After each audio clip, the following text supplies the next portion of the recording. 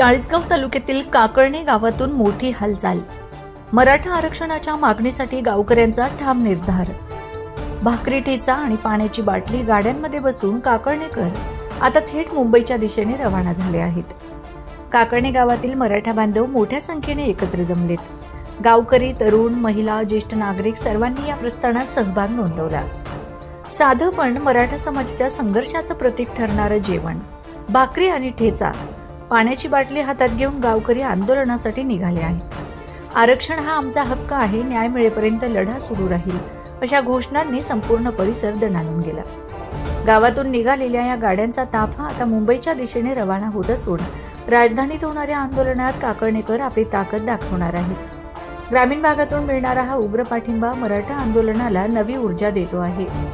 काकळणे गावातील या बांधवांच्या प्रस्थानानंतर आता इतर गावातील समाज बांधवही मोठ्या संख्येने आंदोलनात सामील होण्याची शक्यता आहे। Anand Gangude, India sting news, Chalisgaon.